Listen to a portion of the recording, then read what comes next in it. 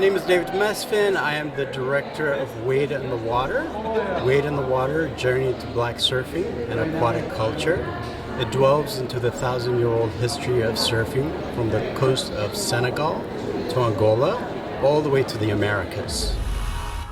Under segregation, we could not be in the same environment, use the same beaches as white folks.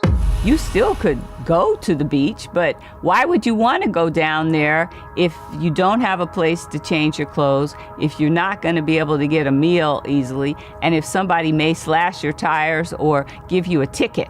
There was a couple of letters that I received. Tony Corley, black spook surfer. Wade in the waters, wade in the water, children, wade. It is a big subject and it's quite interesting. This is my first documentary. I have my producer here, executive producer, and my editor with me, and it's been an amazing journey. Wow.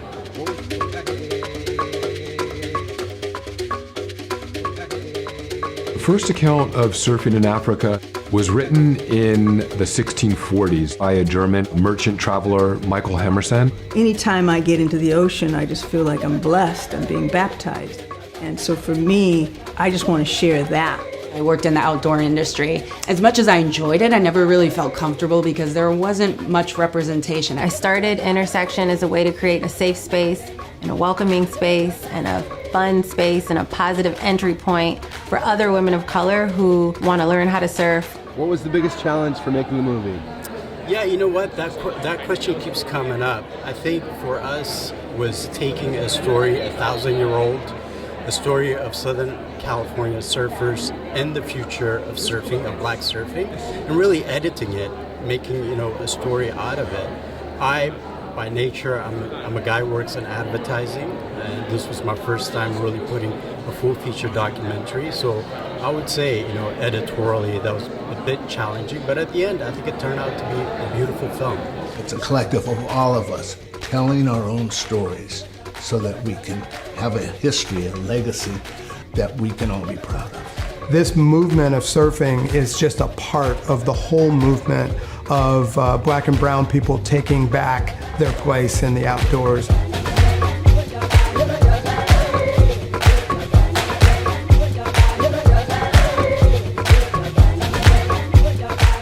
I got my mental together. I got my spiritual together. I need a physical outlet, and that's when the idea of surfing popped back up. Is surfing a love of yours? It is. So you asked the question about surfing. I'm originally from Ethiopia. I was adopted and brought to America in the 80s, and the family that adopted me and brought me lived right by the ocean, the Micheal family, and I just fell in love with it. And prior to arriving here, I had no clue about swimming or surfing, so I had to learn how to swim first, and then eventually learn how to surf. And I really fell in love with Mother Ocean and just connecting to Mother Nature through surfing. And then eventually I migrated, this was in Florida, I migrated to Southern California, where I met a group of black surfers, a group called Black Surfers Collective. And that was the first time I really saw a collective of black surfers coming together. It was so beautiful. And then eventually it was through COVID and Black Lives Matter that me as a creative person, I really felt like there was something I needed to give back to this beautiful sport and nature, Mother Ocean.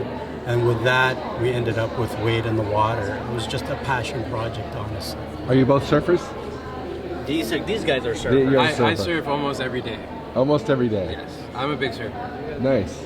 How did you get involved in the film without surfing? I'm the editor for the movie. Gotcha. So they let you in without it? They let me in without it, somehow. But for me, being from Ethiopia, it was such a learning experience because I did not put black and surfing together. So as an editor, it's so great to learn a new subject, and I hope this is what the audience gets, because there's a lot of things we do not know about this story. You will be surprised. You just watch. So what were the boards like 1,000 years ago? You know, that's a really good question. So the first account of surfing was 1640. This is by a German traveler, Micheal, and this is all found by Kevin Dawson, Professor Kevin Dawson. And what he tells us is that 1640 was the first account of surfing in Africa, whereas when you look at the beautiful surfing of Hawaii, that was 1770 with Captain Cook. So in terms of surfboard, 1,000 years back, you're really looking at canoes, surf canoes. This is how Africans got over the waves to go shopping, to different villages and so forth. So a lot of those surfboards were made out of trees, and it was just wooden board that was cut off. And a lot of times history tells us, Kevin Dawson tells us, it was mothers that really taught their kids at a very young age. And that first account of 1640 was really an account of Emerson looking at a mother teaching her son how to surf. And that was very much important within culture of Africa and very much connected to the idea of economics, because there was no roads. In Africa, the ways you get from one village to another is through the ocean. We're aquatic people, and mothers taught their kids to get through the ocean, through the waves. Very interesting. I look forward to seeing it. Congratulations. Wait in the waters, wait in the water, children, wait.